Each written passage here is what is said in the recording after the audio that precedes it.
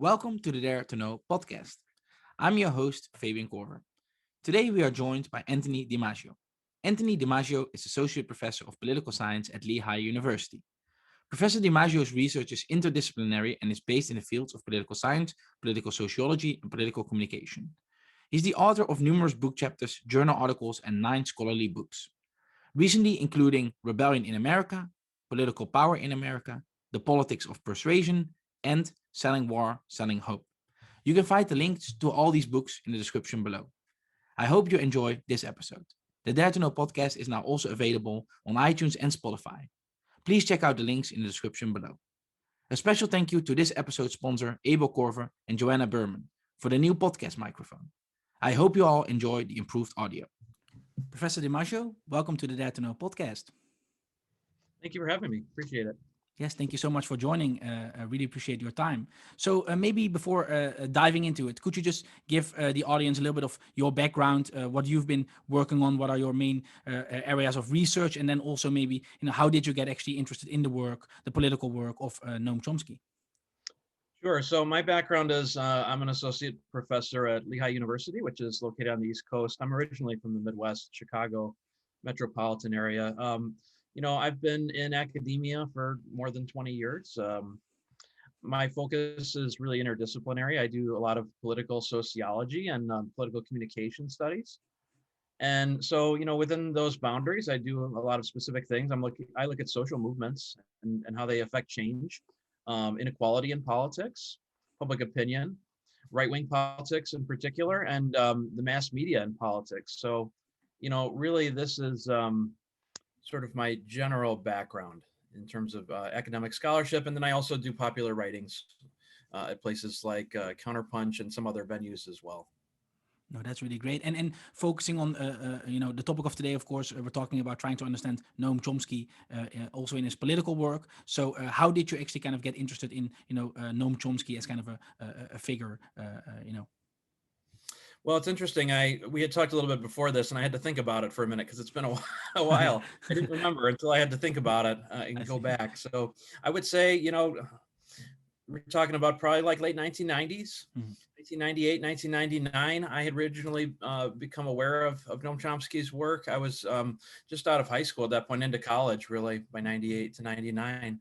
And so, I was really involved in like, I guess you'd say like punk rock skating culture in the United States. And, being from the Midwest, within the punk rock sort of community, left politics was sort of like went hand in hand with that, right? So you can find these bands. The one I remember now, I had to trace this back. The name of the band, they're still around. They're called Propagandhi. Nice. relevant for our discussion here because they're a nonviolent sort of, leftist, anarcho-leftist, socialist punk rock band, right? Vegan band. And they come out of this sort of skater culture, rollerblading, skateboarding of the 1990s, really, and then onward. And so, very political in their lyrics, very radical, progressive stuff. And, they had like all types of information. So you could say this is sort of like gateway stuff for teenagers, really. They give information and you could read the excerpts, right, from the insert from the album. And this is before, the modern electronic era, right? So you would see things in print, and they would recommend people like Howard Zinn, Noam Chomsky, and others that went along with their politics. And so, it was an interesting sort of way to get introduced to Noam Chomsky's politics because, it was part of a subculture that, I was a part of, and you had sort of a good impression already of the people who were part of this scene, in this case, this punk rock band. And so then it would really just sort of took off from there. No, that's really fascinating how it was kind of integrated with culture. That's really interesting. And today, kind of the plan is to focus on very popular book written by Edward Herman and Noam Chomsky titled "Manufacturing Consent: The Political Economy of the Mass Media." So we'll also approach discussing this book by following an article that you wrote titled "The Propaganda Model and Manufacturing Consent: U.S. Public Compliance and Resistance in the Cambridge Companion to Chomsky." So maybe before kind of diving into it, could you just give kind of a rough picture of what the book Manufacturing Consent is about for our audience, and then also maybe just sketch out some of the main theses or themes? Sure. Well, so the book was originally published in 1988, and then it got a second edition in around 2002, I believe. And so, obviously, like on a very broad level, we're talking about propaganda more so in terms of elite culture in the United States. By elite culture, meaning there's a political culture that um, is disseminated and amplified through the media, right? And it reflects what political and business elites, people of privilege, are saying. And that's really sort of the general thesis that Herman and Chomsky were running with here. That term, manufacturing consent, goes back to the famous intellectual Walter Lippmann from the early 20th century, who wasn't all that, optimistic about human nature and public opinion, and thought that, oftentimes the average person was akin to like an animalistic sort of part of a bewildered herd, right? And that they needed to have their consent manufactured by an elite class of people, political and business elites. And so, there's this real sort of contempt for the average person and the masses of people that Herman and Chomsky are drawing on here. Now, the book's not talking about what the effects of propaganda are. Really, it's focusing on the actual content, right? So when you look at the actual book itself, it's really primarily focusing on U.S. foreign policy and what's happening in Latin America and Indochina, right? And it's looking at the ways in which propaganda messages in a quote democratic society, maybe people have different words for it, nominally democratic, bourgeois, democracy, whatever term people use for this idea of it's not a dictatorship, right? I mean, there's some democratic elements, even if it's not an ideal democracy in any way, shape, or form, but it's not a dictatorship or an authoritarian society. So how might propaganda work in a situation like that? And so what Herman and Chomsky were doing here, it's really pretty interesting. They've got some historical work. They've got some empirical social science style sort of content analysis. They're making an argument that positions that really work for political and economic elites tend to get amplified in elite media like the New York Times and Washington Post and elsewhere. And so things like enemies of the state, designated enemies of the state, you're talking about the era of the Cold War, right? So, maybe certain victims of U.S. violence, for example, maybe they're not seen necessarily as worthy victims in U.S. wars or in terms of countries where the U.S. supports, an authoritarian regime or a repressive regime. But maybe, so those aren't seen as worthy victims. Those are unworthy victims, right? But worthy victims would be people who live in countries that are enemy states. So, in other words, like there's an official sort of doctrine, there's an official agenda, and these media are really reinforcing that. And so what the book does is, it really goes through how, depending on, the status of the country, if it's an ally of the United States or if it's deemed an enemy, things like elections are looked at in very different ways. Things like the victims of repression are looked at in very different ways, and it's filtered in the case of late 1980s and throughout the 1980s in these case studies, and even earlier, right? So it goes into, Noam Chomsky and Edward Herman talk about Cambodia in the 1970s. They talk about Vietnam in the late 60s to early 70s and the U.S. conflicts there. So basically how they get filtered through an anti-communist lens.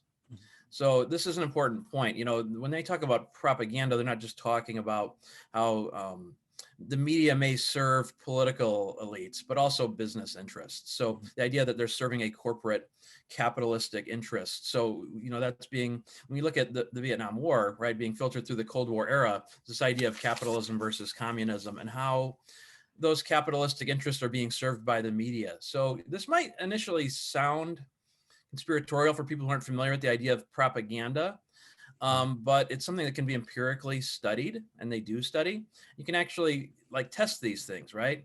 So you can take them outside of the realm of conjecture or speculation, and you can actually document the ways in which the media either hold political leaders' feet to the fire or do not.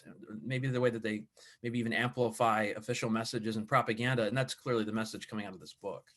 Kind of maybe first taking a step back more from your personal sort of experience. So when you first kind of read this book for the first time, when was that, and kind of what were your initial thoughts, and maybe also kind of what was the first reception of the book, right? Was it a lot of critical sort of reviews going on the specific book, or what was kind of the general feel?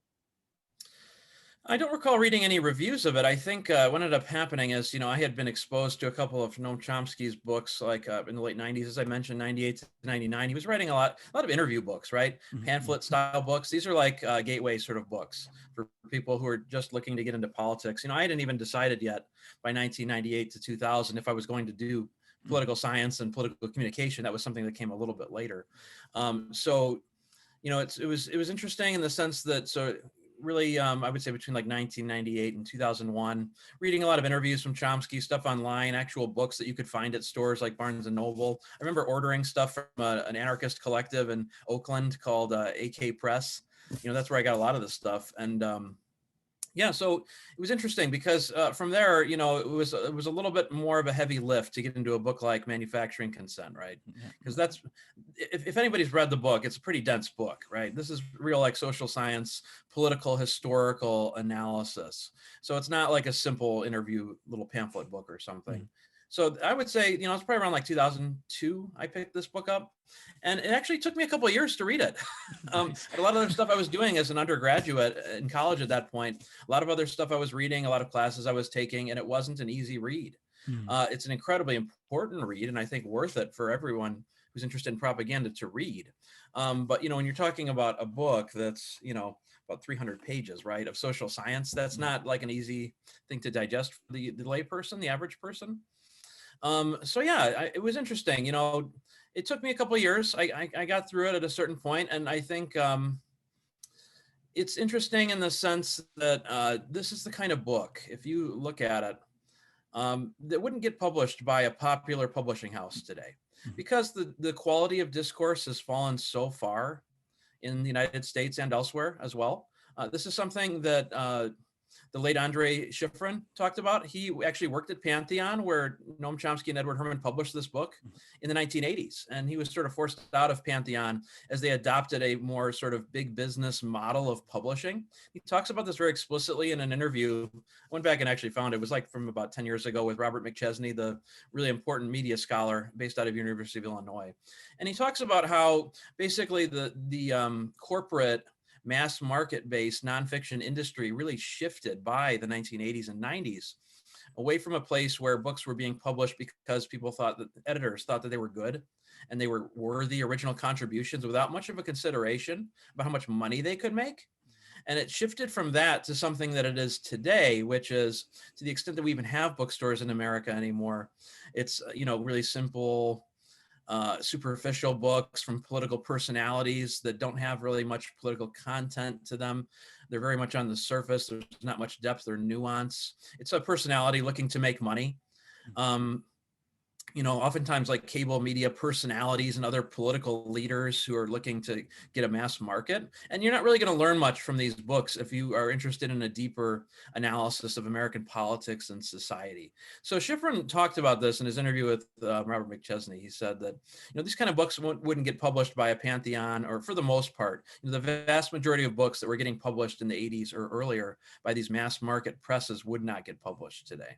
So, it's not a coincidence that by the time 9/11 comes around, the Chomsky's pamphlet books are getting published by like Seven Stories Press, which is an independent small publisher, right? So that's a really important sort of context here that, I'm sort of coming up at around the time when by the late 90s to early 2000s, this shift had already happened in US publishing, right? And so now if you wanted to read a book like Manufacturing Consent, and a lot of my work is explicitly modeled after trying to test a lot of the premises of the book, you would have to go to like an academic trade press that would really primarily market books to libraries, or a university press, right? And what they've done is they've sort of taken on the burden of publishing actual works of research that try to create knowledge. So we've got this real sort of dichotomy now. If you're writing a popular book, it might get reviewed in the New York Times. It might get sort of talked about on MSNBC or CNN, maybe if you're lucky, or C-SPAN. And those kind of books generally don't overlap a lot. Sometimes they do, but oftentimes not, with like deeper scholarly analyses. And so that's, how we have to understand Manufacturing Consent. It's the kind of book that's really sort of out of time at this point. It's very much in league with what academics are still doing to this day in the United States, but not popular publishing.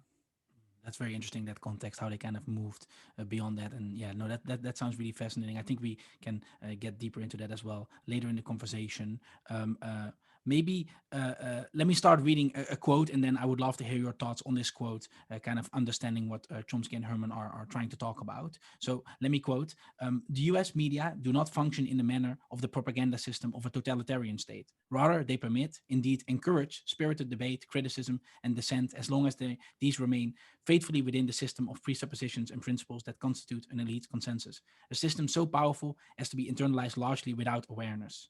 So yeah, I would love to hear, your thoughts. What are kind of Chomsky and Herman speaking to? Of course, Chomsky, very often mentions indeed that, we're trying to make it look like there's, a lot of lively debate, but indeed it's, within certain confines that we can even talk about them. Yeah, I would love to hear your thoughts on this.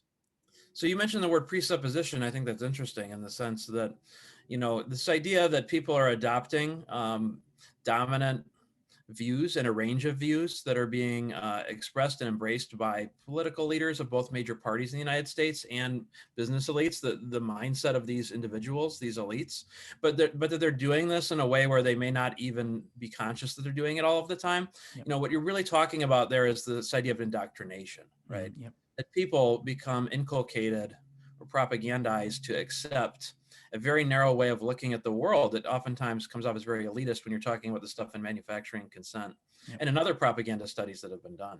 And so people aren't aware of this. And this is how really effectively functioning propaganda would work in a quote democratic society. It wouldn't be very effective or as effective if the government was just telling people directly what to do. But if it gets filtered through these corporate media in a way in which official sources and elite, affluent, corporate, capitalistic sort of philosophy are being, filtered through the news and through other types of content, people may not be aware of this in a democratic society. That would be really effectively functioning propaganda in a free society. So it's interesting, Noam Chomsky has talked about this before. And there's this idea that, maybe something we'll talk about a little bit later, that there's different types of propaganda, right? There's the propaganda of what people think of in a totalitarian system or authoritarian dictatorship sort of societies versus what he and Edward Herman are talking about here, which is something very different substantively and in terms of how it functions. This is a situation in which, with regard to politics, debate is very carefully being circumscribed between whatever politics the Democratic and Republican parties want to embrace at the time that an issue is being covered or discussed. So this idea of like a rigorous debate that you're talking about, really the illusion of a rigorous debate, because if it's something that falls within the boundaries of what these two parties want to talk about and business interests that they reflect in what's called the neoliberal modern era, which is something we can talk about later too, then it's fine. Then people can have a rigorous discussion and debate about it. But what happens when people don't accept the boundaries of what these two major parties are offering? Now, that's something that's become an issue in the United States, because you have a situation fundamentally in which the Democratic Party in the last 30 years has really betrayed any sort of idea of a working class representation in this neoliberal era. And people have gotten really angry about it. So you've seen the rise of these movements like the Madison protests of 2011, the Occupy Wall Street protests, Black Lives Matter. The Bernie Sanders phenomenon is a direct product and result of these mass movements and a reaction to them, in which the Democratic Party, in a very blunt way, after 2016, sort of started to figure out that they had really abandoned a lot of these working class interests of the masses in favor of a very corporate friendly neoliberal policy approach. And so, what happens when the people are cut out? Well, people get angry, right? And this is where propaganda becomes relevant, because you have a very narrow range of opinions, which is between like an extreme pro-business view of the Republican Party and a fairly significant pro-business view of the Democratic Party, where there are some concessions given to the masses of people as we saw in the Obama era with Affordable Care Act and the expansion of Medicaid. But really, it was an era where inequality continued to grow in America. People became increasingly insecure financially. Healthcare and education costs grew dramatically. And people were angry about these things, right? Because they didn't see the Democratic or Republican Party as addressing them.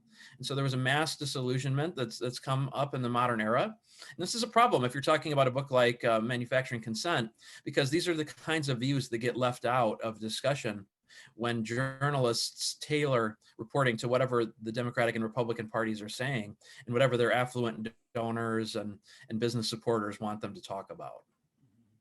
And maybe to pick up on the topic you also mentioned, like indoctrination, right? Like I think that also is interesting how it fits in maybe a larger narrative of what Chomsky is usually talking about, also from the education perspective, right? Like how indoctrination happens through kind of the U.S. educational system. I would guess that that's kind of part of a larger picture of like how a society is structured, both from education perspective, but then also maybe indeed through channels such as the media. I don't know if you have anything to say about that specifically, kind of also how it fits into a broader sort of narrative also that can be expressed or investigated specifically from like an educational curriculum sort of perspective, right? Like how maybe those same sort of ideological lenses show up there.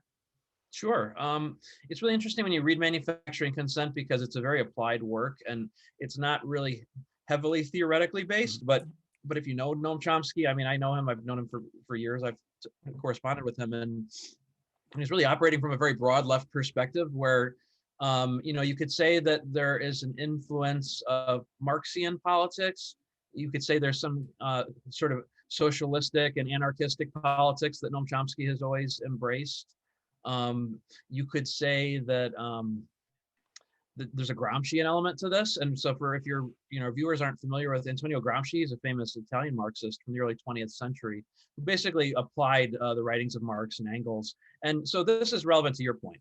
You're talking about the role of education. For Gramsci, he developed this idea of what he called hegemony, which simply stated means like that there's an elite class of people in service of in a capitalistic society, and political leaders serve that elite class. And these two groups, political leaders and economic elites, they create rhetoric. They construct reality in a way where they're sort of leading these national discussions in a way in which it reinforces the interests of capitalistic elites. And so, for Gramsci, there's this idea that we really have to understand the incredible importance of something like ideology and ideological control over individuals. And for Gramsci in particular, education is a really important part of that. And so for people who study Gramscian style sort of propaganda studies, hegemony, they would say that what Chomsky and Herman are doing here is a part of that tradition in a broad sense, looking at things like education, looking at things like the media, looking at things like elite political discourse, and how indoctrination within those settings in favor of an elite perspective, particularly a corporate capitalist perspective, is shaping these national discussions. So yeah, education is really key there. I mean, in a properly functioning society in which propaganda dominates, people should really even recognize that education is propaganda or conforming to propagandistic themes. But it would be doing that. So, I have these discussions with my students all the time. And we talk about education, and we talk about it within a framework of propaganda studies. And I ask them simple questions. Things like, how many of you were exposed to this idea that we're talking about in our Intro to American Government class, for example, what's called elite theory?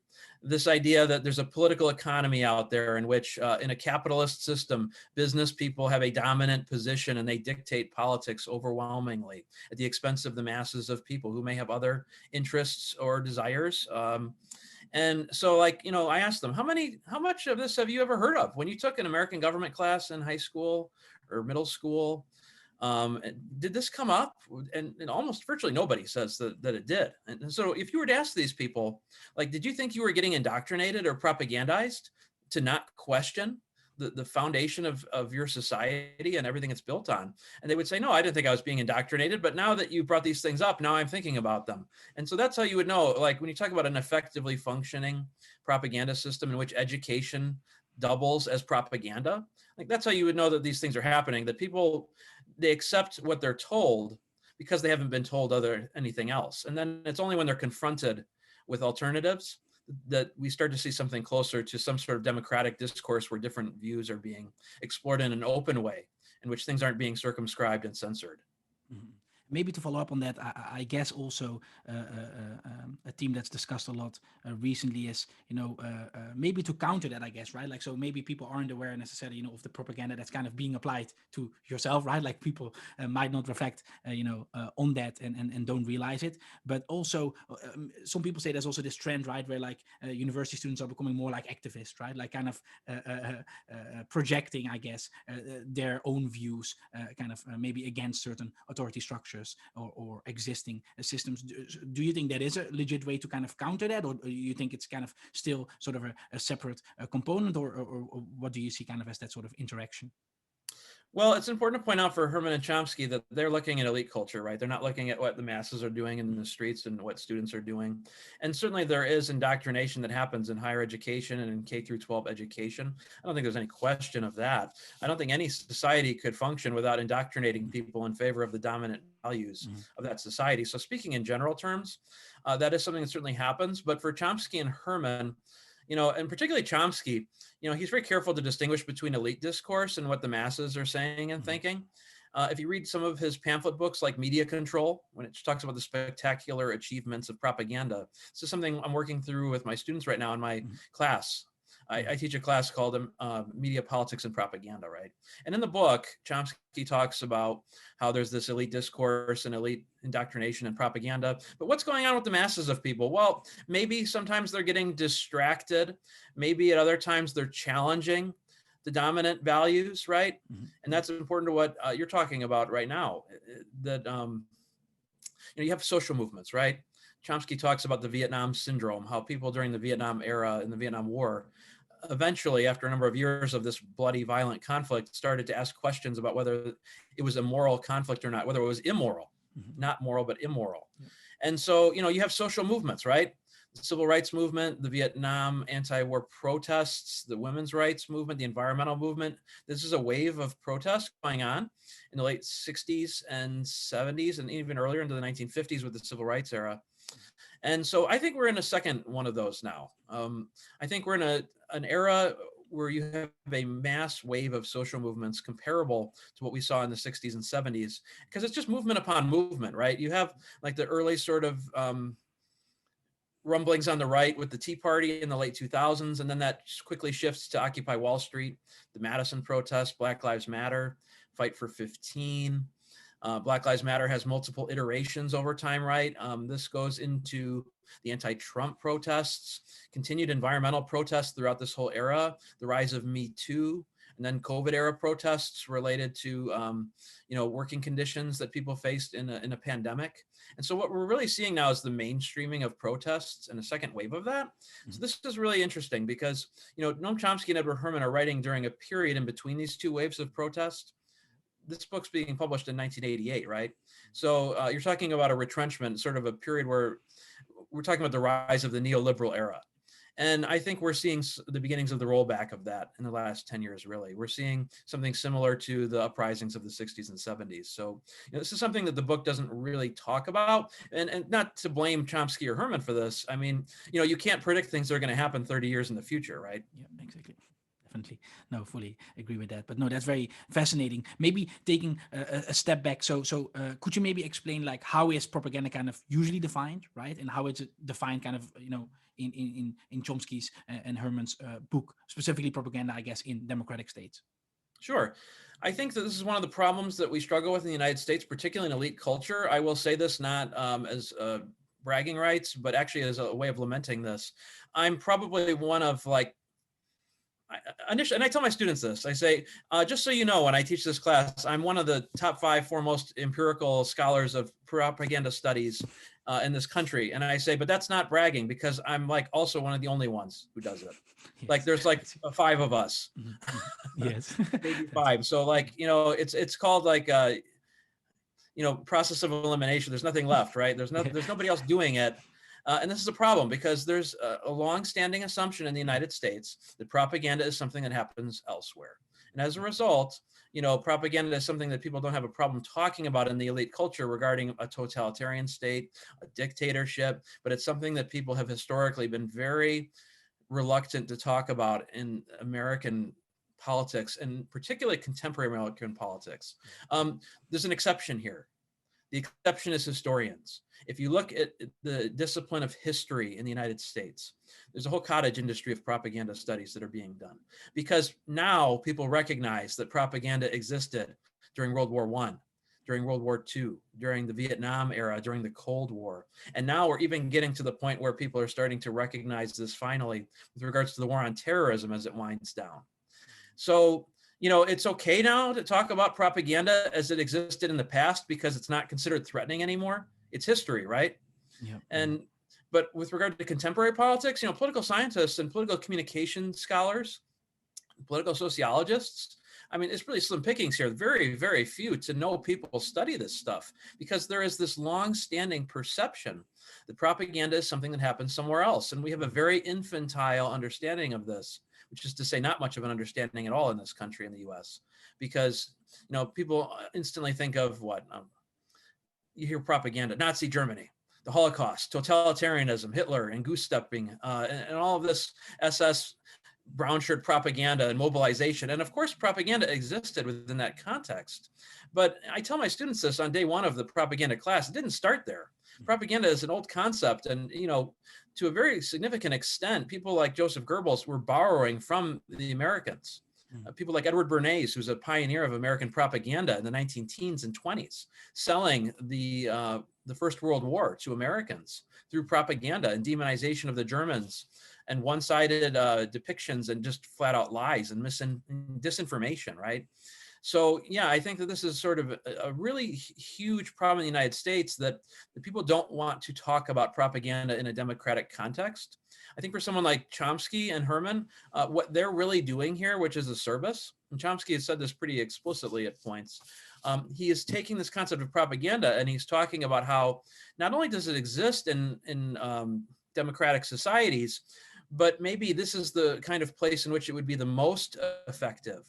Because he has a sort of analogy here. He says, propaganda is to democracy what violence is to dictatorship. So this is what that means, is that they're both forms of control, and they have that in common, that there are ways in which you control people, but it happens in totally different ways, depending on the kind of society. So in a dictatorship or an authoritarian society, a fully consolidated one, yes, there's propaganda, but you also don't need it, because you just use the bludgeon or the bat to beat people over the head, right? And so really effective propaganda is the kind of propaganda that people don't even know exists. So, in a society like ours, that would tell you that the propaganda system is really effectively functioning if people didn't recognize it, if people who are well educated didn't recognize it and didn't want to talk about it. So I think that's a really sort of key point here, that, propaganda is something that it obviously exists in different settings, but it's maybe most important to analyze in allegedly democratic settings. And I think that one of the really validating points here, if we talk about this argument that Chomsky lays out, again, propaganda is to democracy what violence is to dictatorship. If the propaganda is so effective in an authoritarian society, why do you need the bludgeon? Yeah. That's sort of the point. Like, propaganda certainly exists, and maybe a lot of people who are cronies of the political system and the, allied with the dictator, nepotism kind of stuff, maybe for them, they buy into this stuff, sure. But for the average person, it's not necessary for them to buy into it, because if you question the leader, you get put in a gulag, or you get tortured, or you get killed in a torture chamber, or executed. And this idea of mass killings, right? Saddam Hussein in Iraq sort of stuff. So yeah, I think that's a really key point with regards to Chomsky and Herman, that, people have a very superficial understanding of propaganda. This is not the most effective kind of propaganda in a dictatorship. It's the kind that happens in relatively more or less freer societies. I see. Actually, maybe also one point to follow up on. I mean, so as you mentioned, right, like it's maybe also,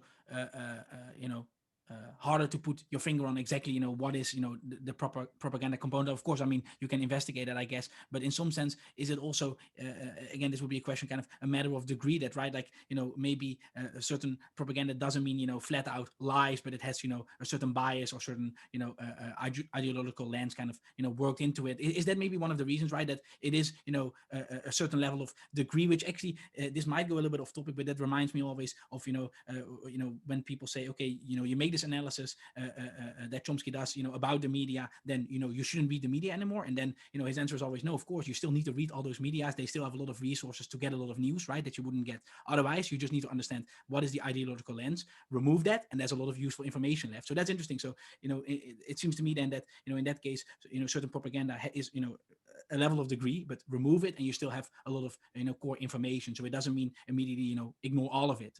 Do you have a comment on that, I guess?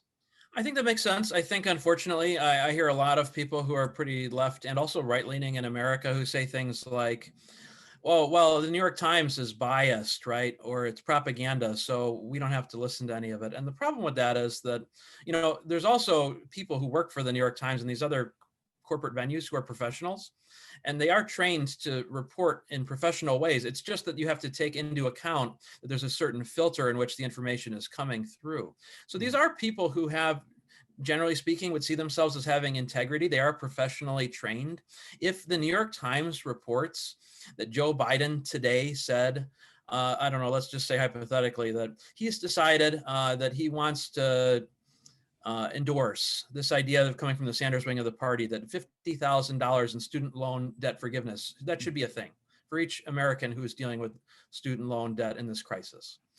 I have a pretty good, I'm pretty confident, not just pretty confident, extremely confident that happened, right?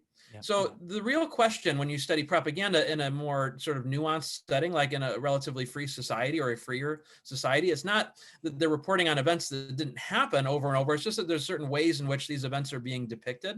Like there was a war in Iraq, it happened. There's a question of how it's being framed, right? There was a war in Afghanistan. There are things happening in the United States with regards to our politics every day. And so these reporters are very good at covering the fact that these events occurred. This is referred to by scholars who do political communication studies as the episodic bias in the media. Bias generically here, I'm saying bias in the sense that there's a bias toward reporting episodes and events that actually occur, as compared to, let's say, what's called a thematic bias. That's where you really have to be careful with propaganda in particular, is that, so these events are occurring, right? Things are happening in politics, internationally, in the United States. And then the question is how they're being framed, how people look at them, how they interpret these events. And that's where you have to be careful with regards to, let's say, the New York Times, the Washington Post, in which the way in which the information is being filtered. And to be perfectly honest, you have to be careful with that in any venue, right? Not just corporate media, but in all types of alternative media and in social media and anywhere else for that matter. Oh, that makes sense. And maybe following up on that, I mean, you already mentioned the word filter. So you describe also how Herman and Chomsky argue that there's two forms of bias, economic and political, that characterize US media. And then according to Herman and Chomsky, these biases are expressed through 5 filters, which is usually mentioned. Can you maybe just run us through those filters? So I think this really helps in terms of fleshing out what they're talking about regarding what specifically propaganda is defined as. Yep. Because there's a lot of different components to propaganda. So they have the model, right? And so, they talk about, as they laid this out in the beginning of the book, this idea, number one, that corporations in the United States, particularly corporate media, that they're profit-oriented. Mm-hmm. They exist as capitalistic enterprises, and that means they're going to have certain kinds of biases, right? So when we talk about propaganda, the idea of biases that are unstated, but they're real. Mm-hmm. What are these biases? Well, they're making money. They're making profits off of what? Selling ads. They're delivering consumers to advertisers, and they're making a profit in that process. So what they're really doing in a broader sense, and this is what Edward Bernays talked about as one of the sort of pioneers of propaganda in American history in the early 20th century. He literally wrote the book on propaganda. It's called Propaganda. We're selling mass consumerism here. That's what they're doing. And so when we talk about capitalism, like, this is not a conspiracy. You see the ads in front of your face. It's a clear bias, and it comes with a way of looking at the world, which Chomsky talks about, this idea that people need to be turned into consumers, that your life to a significant extent is defined by trying to pursue what you think is happiness based on consuming products, goods, services, and that you base your identity around lifestyle consumption. So this idea of a profit orientation and corporate ownership and advertising, these are the first two filters that Chomsky and Herman talk about. Number one, profit orientation and corporate ownership. Number two, advertising and the effects that has on content. And it does have effects, right? Because number one, you're promoting consumerism and consumer capitalism. But number two, anything that gets in the way of that, any sort of news content that might make an advertiser look bad or make them look questionable or question consumerism in general is likely to get filtered out. So these are really two key important parts of the idea of the filter system here with propaganda and the propaganda model. They also talk about others. One of them is the idea of elite sourcing in the media. And this idea that businesses and corporations and business people have a privileged position, an elite position that they are looked up to, deferred to in terms of their views, and particularly government leaders, government officials, that there is a pro-government or a pro-official source bias to American media, particularly when they talk about politics. So that's a third filter they talk about. A fourth one is this idea of flack, that what happens if there's content that might be seen as a challenge to the views and philosophies of these business leaders, these political officials, that stuff can be dealt with through discipline. And one particular way is that you get flack, that political leaders, if they don't like what you say to them and you ask questions that are seen as a little too tough, they may not want to talk to you from that point forward. They may not agree to be on your program or return your phone calls as a reporter, and they can give you flack to discipline you, and you lose access. That's really important for reporters, to have access in a system in which reporting is defined through a government perspectives. And losing advertising money because advertisers get angry because there's certain content that's seen as objectionable. These are ways in which this system could operate, a propaganda system, to discipline people. And finally, Herman and Chomsky talk about the idea of anti-communism as a way in which the world is filtered. I think that, one of the problems is that you're talking about something that would have to be updated now, because anti-communism, anti-socialism is still a thing, right? In the United States, maybe the Soviet Union is gone, but, the Republican Party has just replaced them with Democrats now. The Democrats are radical socialists who want to make America like Venezuela. That's, if you go look at Donald Trump's speeches, like, that's verbatim what he's saying, right? So the anti-communism stuff is still there. But I think in the case of manufacturing consent, we really need to update this, because Chomsky himself mentioned after 9/11 that we could talk about anti-terrorism as a second way in which an enemy is constructed, particularly post 9/11. So if you say war on terrorism, anyone who criticizes that is against fighting terrorism, right? It functions in the same way as anti-communism, in the sense that you're demonizing an enemy of state. And so I think one interesting thing that maybe could have been sort of elaborated upon a little bit more in this book, this is more of a reflection post hoc. I think what's really going on here is we're not really talking about anti-communism or anti-terrorism fundamentally. We're talking about a way in which powerful people create fear of an other. And so whether that enemy is Al-Qaeda, whether that enemy was the Soviet Union, whether there could be all types of enemies in which you basically like cultivate fear of an other. This is a technique that is a part of propaganda. Because if you can create fear, if you can cultivate fear, then people become submissive. And especially if they think that you as an individual, let's say a political leader, is the one who's going to protect you from that threat, right? So what's really going on here with anti-communism and anti-terrorism is that this is a bigger issue. It's the way in which propaganda is used to construct and create fear of an other, so that people will become passive and docile and submit to leadership. That's very interesting, because I thought I remember reading, usually that when people think about the notion of propaganda, indeed, like, fear is something people think about, again, probably especially again in like totalitarian regimes. But again, that's kind of a mirror view of that fear imposed by those sort of filters, which is then more from a sort of propaganda lens in democratic societies. That's at least what it sounds like to me. And also, I think one interesting thing to potentially reflect on is when he talks, for example, about the specific like filter related to kind of consumerism, right? It really is not just a filter, some like sort of artificial level, I guess. I mean, when he says, it's really related to a way of life, right? Then in some sense, it seems to me that we also ought to reflect on then, sort of the deep grounding of like certain values that are embedded into those filters that, raise a challenge, I guess, right? If they're really grounded in those, fundamental values, or maybe system characteristics or whatever, like, right? Like, how do you counter them? Or at least it seems to raise, the question, like how deeply these sort of filters are embedded, or how deeply they, are, or how difficult they are kind of to get around, I guess. I think so. I think if we're talking about fundamental sort of grounded values, one of the big ones coming out of this is we talk about American society as the idea that people live within a free market that rewards initiative, and that if people work hard and keep their head down and don't make waves, they'll get ahead. This whole idea of the Protestant work ethic that Max Weber talked about. These sort of myths of America, you could say it's like an ethos, it's an underlying bedrock values.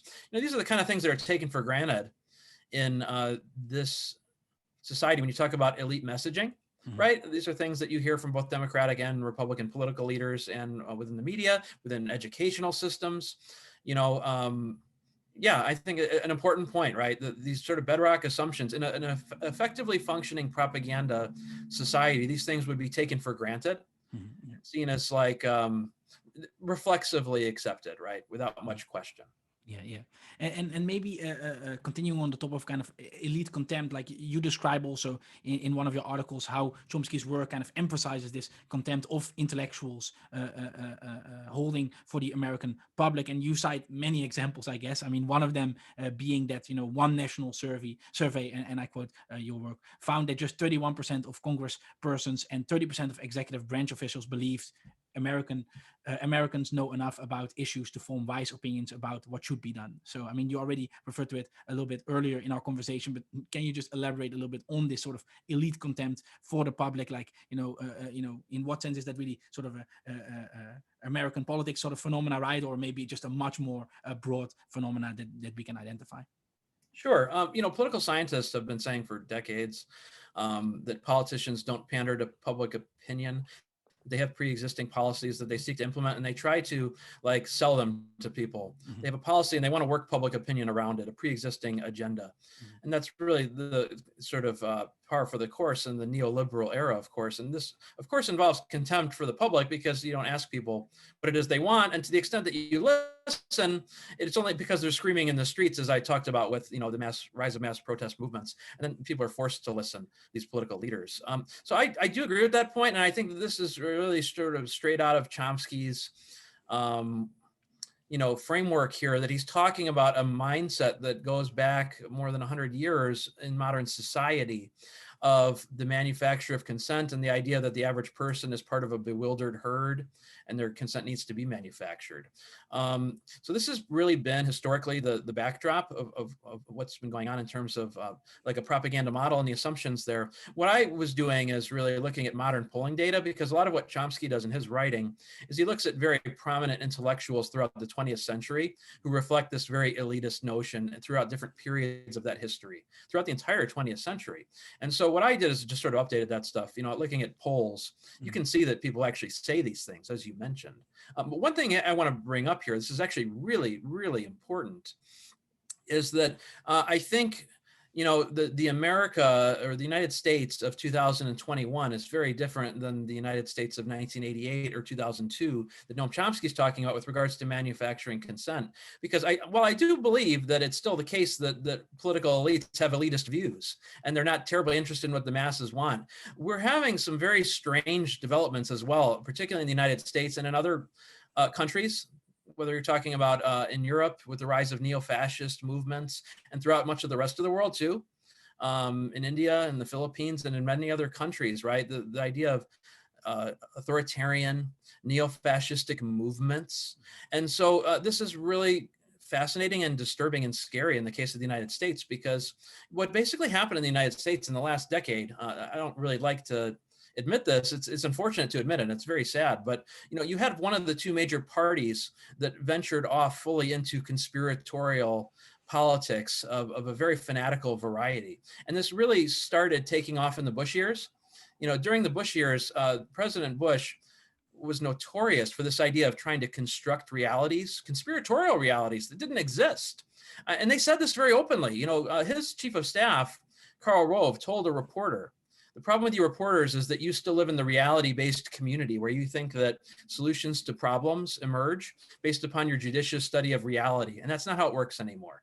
We make our own reality, and we tell people what to think. And this is, if you actually look at what's going on at the time, you have a war in Iraq, which was sold based on complete fabrications, complete lies about alleged ties to Al-Qaeda terrorism, which did not exist. Weapons of mass destruction, which did not exist. Weapons inspectors who had been in Iraq for years that could not find these weapons after the vast majority of them had been disarmed. And this was the beginning of the rise of a party. And of course, you could trace it back a little bit earlier. There's other examples of extremism within the Republican Party to go back decades. But this is really when it started coming to the front, especially. And then it took off from there. You had the death panels conspiratorialism of the late 2000s, where people were being told by Sarah Palin that Barack Obama wanted to murder your grandmother and Down syndrome children. None of this was true. Then it was the birtherism, the birth certificate controversy, where supposedly Obama was a secret Kenyan or Muslim or something, and he wasn't a citizen. This was all a conspiracy, right, to install a foreign country force in America. And then it gets to the Trump era, where we're now fully blown into conspiratorial, insane, fanatical politics of the QAnon variety, right? COVID-19 conspiracies, mass voter fraud conspiracies that are all being fabricated from thin air. And I guess what I'm trying to get at here is that this is something that happened in the Republican Party from the top down in the 2000s, in the 2010s, and they constructed this sort of fanatical conspiratorial world. And this was happening, if you were paying attention, and I'm a political sociologist, so I know this. This was happening in right-wing media. It was happening in talk radio. It was happening on Fox News. It was happening in right-wing print media, but particularly talk radio and Fox News. They were mainstreaming conspiratorial extremist politics. And so why does this matter with regards to the idea of contempt for the public? I'm going to give you a simple metaphor here, and hopefully this makes sense. Frankenstein's monster has gotten out, and he's out roaming. He's roaming the Capitol, right? When you talk about an attempted coup in which the people believe these lies. And this is, I think we're getting into sort of the territory of Joseph Goebbels and Adolf Hitler here. When they talk about the big lie, right? The big lie in the case of Donald Trump is voter fraud that doesn't exist. And you can convince people, you can construct an entire movement that takes on a life of its own with QAnon, where now people think that the Democratic Party and liberals and journalists are secret pedophiles who are running these pedophile rings out of pizza parlors in DC. And they're drinking the blood of children, and they're satanic cult worshipers, and people believe this stuff, and they'll risk their lives based on it. So we've reached this point now with American propaganda, where this was initially conceptualized as a way of manipulating people, right? And sort of taking control and indoctrinating people, and now it's gotten out of control. It's so fanatical to the point where we're talking about something different in 2021 than we were in 2002. Yeah. It was the idea of the passive public in 2002, which has now become the Frankenstein's monster of 2021. That's very interesting. And I think that also reflects right to your broader point that you mentioned, right? Like Chomsky's work and Herman's work was like not on the effects, right? And now you're really describing, all these different effects. Is that right?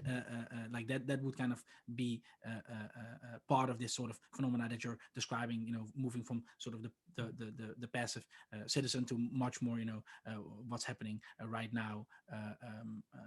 That's interesting. But I think so on the one hand, right, like that's the effects, but still that all still fits within this more broad sort of analysis of these different filters that Chomsky and Herman are like sort of laying out. Or do you feel like there's something missing, like something needs to be added to that analysis now to fully grasp, why there are those effects to the extent that there are? Does that make sense?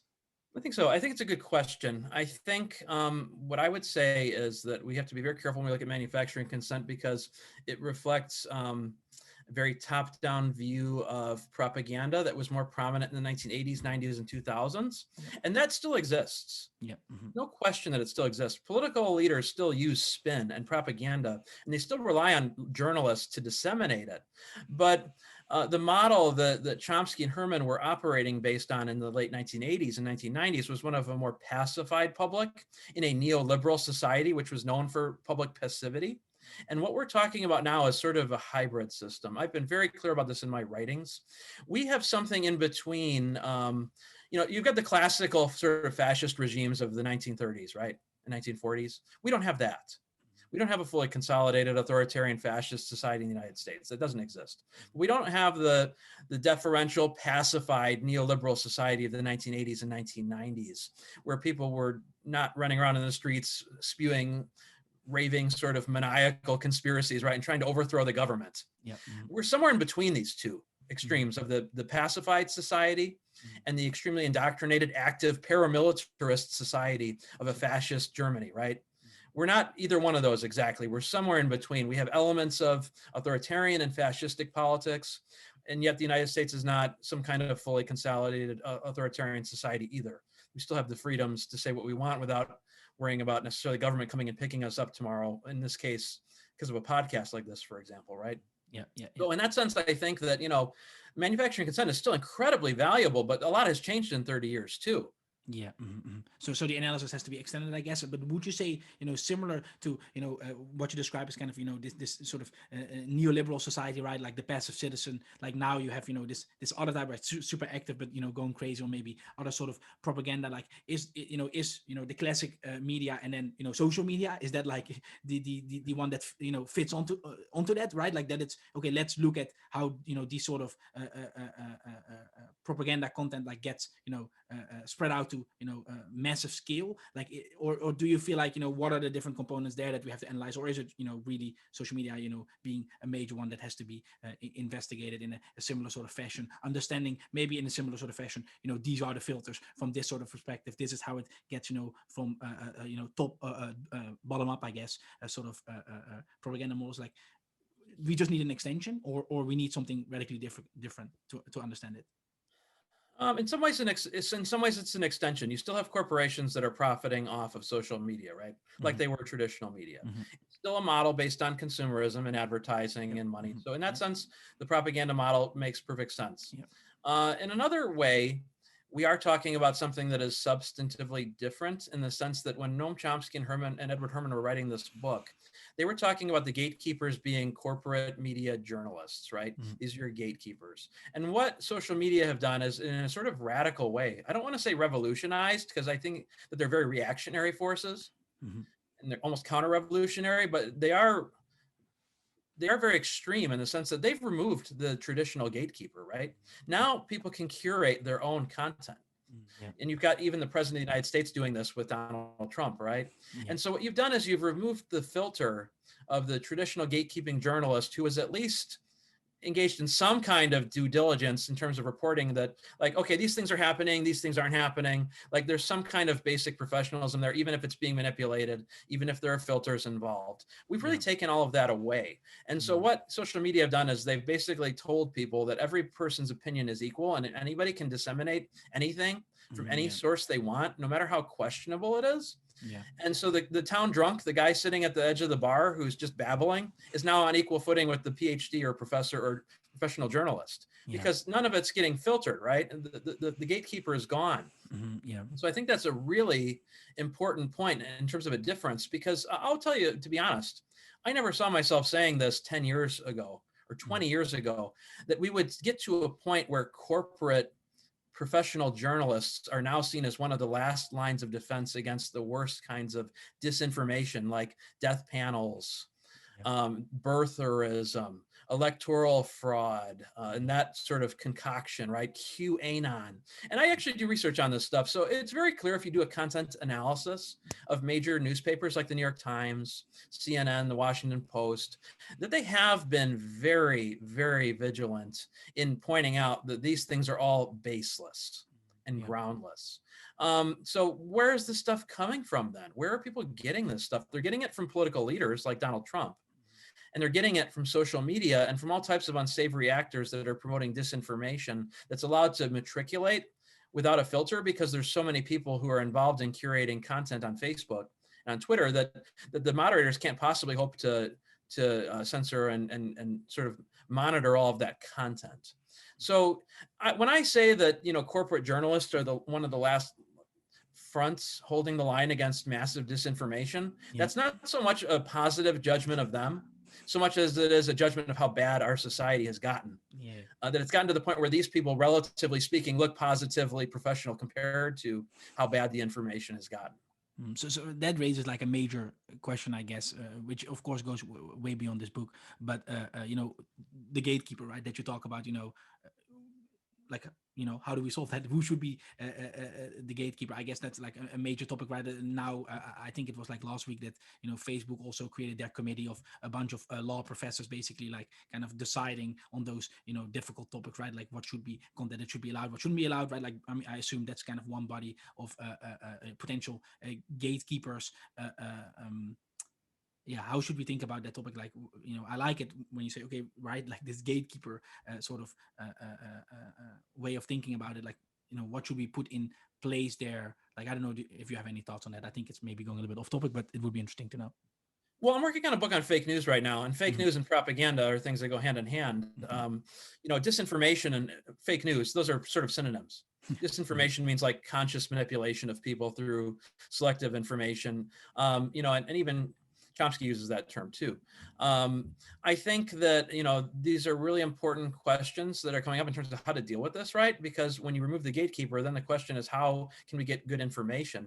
And so I think that, I will say, first off, I don't think social media are going anywhere. They seem to be here to stay. So we have to figure out how to operate in a social media environment where people become more literate. And I don't think that the primary answer is hiring legions and armies of people to try and curate the content, because in a place like Facebook, where you've got billions of people throughout the world who use it, I just don't think you're ever going to be able to hire enough people to curate all of that content and filter out all of the good versus bad information. And I'm not terribly thrilled about the idea of a corporation being empowered to do that anyways. I think that creates all types of problems with regards to their own agendas too, and what they think is acceptable or not acceptable information. I think that the way to do this is to pull people up rather than suppress people. I think that the way to do it is to promote information literacy, so that when people see this junk on social media, they know to discount it. And the only way to do that is, there's a number of ways it could be done. Number one, we need mandated, required civic education in the United States on every level. Middle school, elementary school, high school, college, where people have to take classes in which people tell them how to assess the difference between a source that's relatively legitimate versus borderline, what evidence-based reasoning looks like, what a falsifiable versus a confirmable hypothesis is. So people know how to engage in evidence-based reasoning. And so that needs to happen, number one. And number two, these social media companies need to be heavily taxed so that there can be a nonprofit service that actually creates news. And, it needs to be the kind of news in which all different types of opinions are included, not the kind that Chomsky and Herman are lamenting. You've got these elite press and venues like the New York Times that filter out radical critiques and dissent. No, we need to have sort of exploration of pluralistic views and different types of points of view, whether it be socialists or capitalists or whatever. But it needs to be something that's done on a nonprofit basis, not to make profit. And it needs to be something that they disseminate too, that they should be required to disseminate by law. That there is a Facebook information service run by actual professional journalists who operate in a nonprofit capacity. And this stuff is taxpayer funded and funded in part through these social media venues. Sort of along the lines of the idea of the Pottery Barn rule: you break it, you bought it, right? You break the discourse, you have to help contribute to fixing it. And so what we need is a nonprofit service, a public media to actually raise the discourse. And we need to have people educated on every level of American education and throughout other countries too, because they're a victim to the social media monster as well. And this is the only way I think that it's going to work. We have to be able to raise the discourse You have to be able to teach people, socialize people, train people how to recognize an argument from propaganda and from manipulation or disinformation.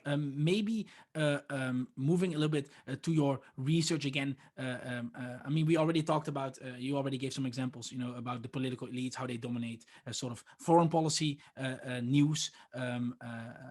I think one interesting thing that would also be good to discuss is, you mentioned your own research. First of all, that Chomsky argues that the media serve government and corporate interest, but then you also mentioned that your own research emphasizes the fact that inequality and class tensions are marginalized in the news. Maybe you could just share a little bit of your research on that topic. Sure. The inequality issue is an important one. I have a book that just came out called Unequal America, and a lot of it's looking at how we talk about and really do not talk about inequality. And so this can be traced back to a large extent, although there are other factors that impact people not thinking about inequality and not considering it. The media are a big part of it. I show through my contents analysis that mass media in the United States, news media, New York Times, CNN, across the board, like looking at more than a dozen different major sources, that they just don't generally like talking about inequality. They don't like talking about class with regards to comparing lower class, middle class, upper class. There's a lot of discussion about middle class, and that's about it. And there's a problem there when we talk about manipulation and propaganda, because this is a country, the United States, where half of the country has no financial wealth, so to speak of, and they're living paycheck to paycheck. These individuals are all one layoff away from the poorhouse, right? And so clearly there is class distinctions in America where half the country has no financial wealth, right? So this is not something, though, that gets talked about in the mass media very often. Like, these venues are not talking about the different classes compared to each other. They just want to talk about the middle class. So if everybody's middle class, then we don't have classes, right? And we're a classless society. And that's the message that's being delivered when you're only talking about middle class and not about upper class versus lower class. So that's not talked about, classes compared to each other. The idea of class conflict is not being talked about. Those words don't come up. They come up very rarely in US news media. The word inequality comes up very rarely with regards to wealth or income inequality. And so what ends up happening here, I show in my research, is that, exactly what you would expect to happen happens. People aren't hearing about these things or seeing them. And as a result, people who are following these news venues aren't more likely to be thinking about inequality. So we have a situation in America where roughly half of the population doesn't recognize that there's even a divide in this country between haves and have-nots. And clearly there are have-nots. You have people who are struggling to pay for healthcare and education. Half the country has no financial wealth. Depending on the statistics you look at in the last year, you're talking about 10 to 20% of the population out of work, right? There are a lot of have-nots out there, but people aren't hearing about this in the media. And a lot of this is really a function of this corporate class system. I mentioned before, there's an idea, an ethos, a myth, that you work hard and you'll get ahead, and anybody who wants to try hard will succeed. Well, if you start talking about have-nots and structural flaws in the American economy where people can't find jobs and inequality is higher than it's ever been, and people are working harder and harder, and they're not getting ahead because their incomes are stagnating amidst growing costs of living. Well, these are things that they make people uncomfortable, right? And these are the kind of things that are oftentimes being avoided in corporate media coverage, particularly with regards to avoiding discussions of inequality. And also maybe to follow up on that, you talk about kind of the media suppressing kind of critical consciousness. Like, can you maybe talk to that specific phenomena, what we're talking about there? Sure. In terms of suppressing consciousness, I mean, this is sort of complicated because people are not passive receptacles. Chomsky and Herman talk about this in the book, in the introduction of Manufacturing Consent. They briefly talk about it. It's not a focus of the book really, but they do speculate on it. And it's actually good speculation. They say that it isn't necessarily the case that somebody is always going to accept whatever the elite message is coming from the media. And they mentioned specifically that it might be the case that people have prior beliefs and attitudes that they use to filter what they're hearing in the media. And so a lot of my recent work is really looking at that. It's looking at an interplay, a confluence of factors. So I wrote a book a couple of years ago called The Politics of Persuasion. And it looks specifically at not only how it's the case that oftentimes we see these propagandistic messages, sure. But how do people actually receive those things? It's complicated. There's a number of things going on. Number one, biases in the media as a function of propaganda and one-sided messages or manipulation. Those things do matter. If people are being bombarded with one-sided content or distorted content or manipulation, those things can and do impact the way people look at an issue. But it tends to be the most effective on issues that people aren't familiar with, number one. If people are familiar with an issue, it's harder to manipulate them, right? Because they know something about it. And number two, if they have strong prior attitudes about that issue. So I could give you two examples of this. Like, the Bush tax cuts in the early 2000s. That was an issue where Republicans were in control of government in the early 2000s. And as a result, reporters who saw themselves as objective really were just sort of conveying what they were hearing from the Republicans in government, in Congress, and in the White House. And the coverage was very biased in favor of the Republican Party and in favor of the tax cuts. And people who paid attention to that very closely, it was shown, I showed statistically, that they were more likely to fall into things like trickle-down economics, supply-side economics, to be uncritically in favor of this kind of policy approach. And so, this was something that people didn't know a lot about, right? These tax cuts, they were new, right? When it came time to reauthorize these tax cuts 10 years later, and people said, well, how much did those really help me personally? People were a lot less supportive in 2010 as they were in, let's say, 2001 or 2002. Mm-hmm. And then there were some other issues in the meantime, in the middle there, where people were really very skeptical, even if the content was very biased. So I look at Social Security reform under Bush in his second term. And this is an issue people did know a lot about. A lot of Americans, they have direct experience with Social Security. They get the check, they know what it is, right? And they have very strong prior attitudes where they did not want it privatized. So it didn't necessarily matter that the coverage was very biased in favor of Bush, and it was,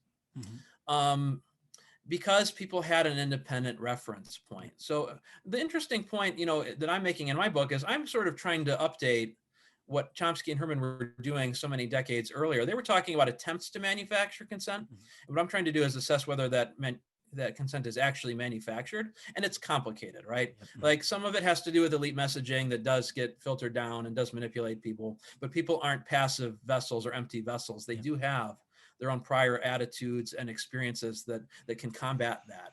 And we're sort of in that era now with the rise of social movements where people are looking at their own situation with regards to record inequality, racial oppression, police brutality, racial profiling, and they're rising up and they're challenging a political status quo, which was fine not addressing any of those issues for a long time, and they are challenging that. So I guess the simple answer here is that it's complicated in terms of how people respond.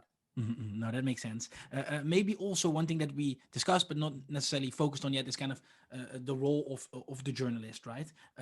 Especially in like Herman's and in Chomsky's analysis. So maybe you can, elaborate a little bit on that, this role of the journalist and how they kind of assess that. Sure. This is something that I have not talked with Edward Herman about. He's not alive anymore, obviously. He passed, but Noam Chomsky, I have talked with him about this over the years. And it's not something that I would say is strongly emphasized in manufacturing consent, but I do think it's compatible with what they're saying. Noam Chomsky and Edward Herman were talking about an official source bias, right?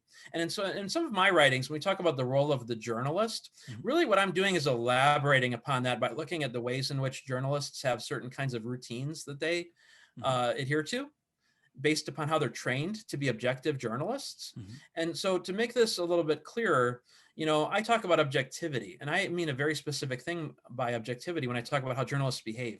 Objectivity in the United States, generally defined, is the idea that reporters are trained not to put their own open partisan bias in favor of Democrat or Republican into the news story. So if you read the New York Times, you'll never see a reporter saying, I agree with Donald Trump, or I disagree with Joe Biden, or whatever.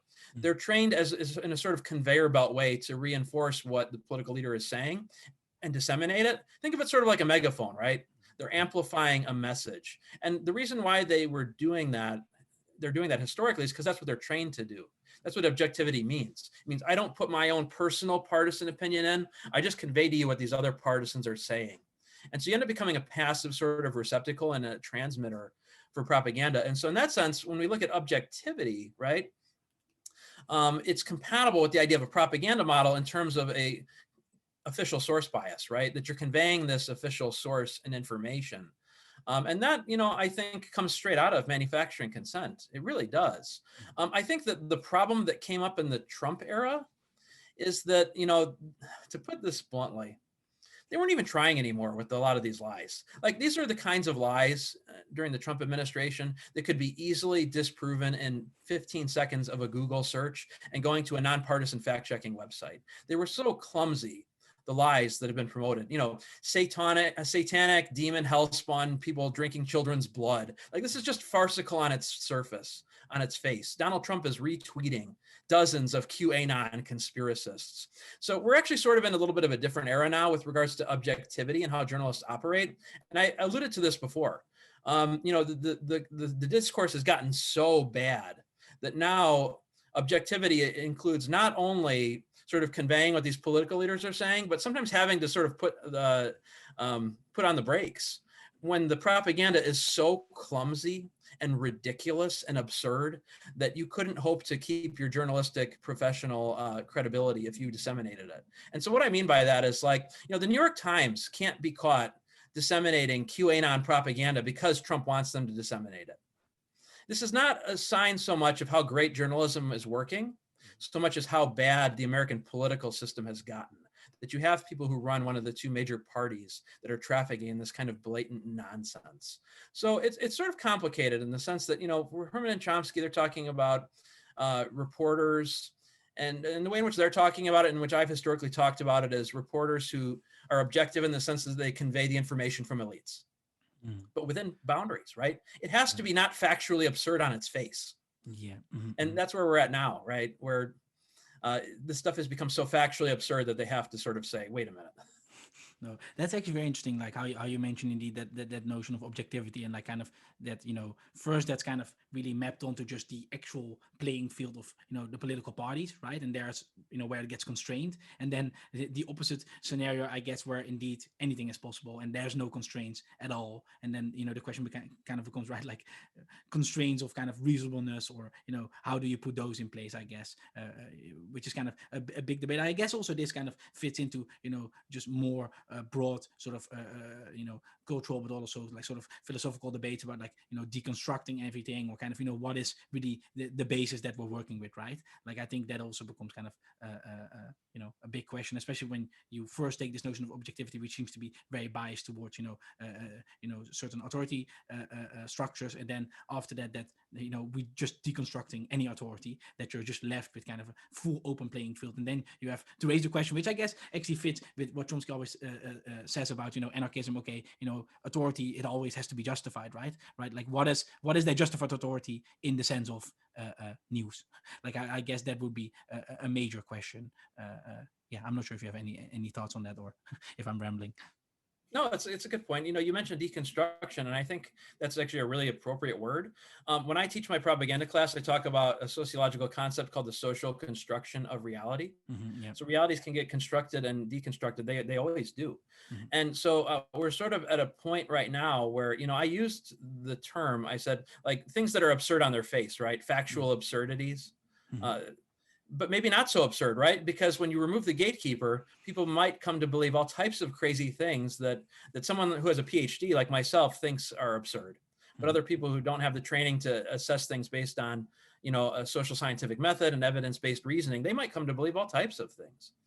And so the idea of construction and social construction and deconstruction, I think these are very useful concepts to be talking about here. The way in which Herman and Chomsky are writing about this is they're talking about the way in which elite narratives were getting constructed in the 1980s and 1990s in favor of U.S. foreign policy. But we could be using that language to be talking about 2021 as well, and how all types of realities get constructed or deconstructed, right? And we've got some really quite insane realities that people are living in these days. These things become real, right? Like, the QAnon conspiracist makes it real by storming the Capitol. And so something that people thought was an absurdity and wasn't real gets constructed to the point where it is real. And you talk about the power of propaganda, right? I mean, this is a big lie, right? This is one of the biggest lies you could imagine, constructing the notion of an election being stolen by Democratic, child molesting, pedophilic, blood drinkers, right? Yeah. Actually, one other question or one point that I really liked also is, at one point you also discussed some of the shortcomings of like Herman's book and in Chomsky's book, the propaganda model that they propose. And, they talk, of course, about the manufacturing of consent, but you also talk about the manufacturing of dissent. So I think this is also a very important point. So maybe could you elaborate, what are we talking about when we talk about the manufacturing of dissent, and how is that kind of highlighting maybe a shortcoming of the model as it was proposed? Well, I think it's a great point. This is not something I would put blame on Noam Chomsky or Edward Herman for at all, because you just can't predict where things are going to go. I didn't see this either. I was the kind of person as a student in the early 2000s and late 90s, particularly after 9/11, where I was sort of screaming, as well as a number of other people who were anti-war, like, hey, we need to pump the brakes for a minute after 9/11 and ask questions about what our government is doing with regards to war, with regards to the war in Afghanistan, and what are the objectives and what are the costs associated with it. And then the war in Iraq too, right? And I sort of thought at the time, I was very frustrated because I thought, people had all just sort of collectively signed out of asking any sort of critical questions, right? You had a sort of blind nationalism that was very much in line with the idea of the pacified public that Chomsky sometimes talks about. And he talks about people who are, the elites think you're just there to watch the Super Bowl and go buy products and shut up and go away or something. And so that sort of idea of manufacturing consent and the pacified public, right, that Chomsky talks about with regards to the 1991 Gulf War and some of his writings too. This is something he couldn't foresee, that maybe it would go in the opposite direction. And I found this very fascinating and disturbing that, so I was one of these people in the early 2000s who was saying, we really need to be more critical and more dissenting and ask more tough questions as a society, because not enough people are doing it. Unfortunately and disturbingly, we've now gone in the exact opposite direction, where now you have what I would call faux dissent. Everything is a dissent, whether there's any substance behind it or not. And so it's become so fashionable to the point where people construct things to protest that aren't real. They're talking about death panels or birth certificates for your president, or fictitious voter fraud, or fake COVID-19 conspiracies about 5G cell towers that are being used to create, or being created in a China lab, right? Or an infinite number of other conspiracies, the pandemic stuff, right? About how people in powerful places created this and are manufacturing numbers about how many people have really died. And it's really not that many, and COVID isn't even real. And so it's really quite perverse. There's no other word to use here. Like, we went from a society where everybody phoned it in and didn't ask any questions and very pacified, to the society now where everybody's a critic and half of the dissent is bogus and fabricated. And I just don't think that that's something that Chomsky or Herman could have predicted 30 years ago. I've talked about the manufacture of dissent within the context of the Tea Party and their very real disinformation, talking about death panels, government takeovers of healthcare, which that's not what the Affordable Care Act was. I mean, this is just straight disinformation. This was an expansion of market-based healthcare, right? Through exchanges in which you buy and sell private health insurance. And so, like, everybody becomes a critic, and half the information, half the dissent is misinformation, right? It's faux dissent. And what's happened is, apparently we became a society in the United States, and I don't want to say it's just something in the United States, but in the United States, we became a society where elites apparently figured out in the Republican Party that you can use dissent to also manipulate people, not just consent, but dissent. You can manufacture dissent, faux dissent, to divert people, to misdirect them, to misinform them through propaganda, through fake news, through disinformation. No, that's really fascinating observation. Maybe as a final question, kind of reflecting on the book Manufacturing Consent. So what is the current relevance you think for people that should read this book nowadays, and maybe also in line more with what you're doing yourself. What are some further directions of research that could be pursued in line with what this book is trying to talk about, or maybe just more broadly about this notion of propaganda and how it's playing a role in current society? Well, to be honest with you, in terms of a research agenda, I will say that I think I can't think of any book in terms of social science that's a more influential book on me than Manufacturing Consent. I think that it really inspired me in the early to mid 2000s to try and go beyond what they laid out in the book in terms of trying to actually measure how consciousness gets created in nominally democratic societies, right? And so there was so little actual research on this, and there still is. That to the point where, I think that this book contains a real good, incredible blueprint to motivate us to look at this question that's included in the title: manufacturing consent. To what extent are elites able to manufacture consent, and to what extent do people say no? And so a lot of my research lately with my book Unequal America and my book Rebellion in America, these are the two most recent things I've been doing. They're really looking at this in terms of under what contexts are elites able to manipulate the public, particularly with regard to inequality and suppressing awareness of inequality? And at what point does that reach a critical mass where people start to challenge it with the rise of record inequality, right? And mass desperation because of rising unemployment in the COVID era. So that's really the sort of interplay here. I mean, you've always got these two things that are at play. Number one, elite efforts to try and manipulate people. In any society, this happens. And on the other hand, people, right? The people who receive these messages, and to what extent do they accept them, and to what extent do they fight back? And so I think this is something that's always going to be a relevant question. To what extent can elites manufacture consent? Are they more effective at doing it in certain periods in history? Are they less effective at it? I would say they were much more effective in the early 2000s and 90s versus the 2010s and 2020s. I think that we're seeing a real shift in terms of the effectiveness of attempts to manufacture consent. And I think this is the kind of research agenda that not only can go forward indefinitely, but will always have practical value in any society that wants to see itself as a democratic society and wants to be a democratic society.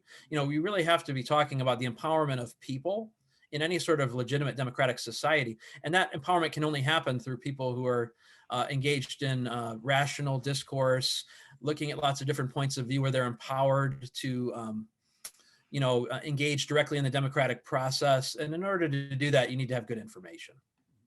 That makes complete sense. So, Professor DiMaggio, this has been a very interesting conversation. I really appreciate your time. Do you have any parting words to the audience? Nothing really outside of thanks for sticking this out for an hour and a half. I appreciate it. I always enjoy anytime someone will listen to me talk about propaganda for an hour and a half. That's incredible.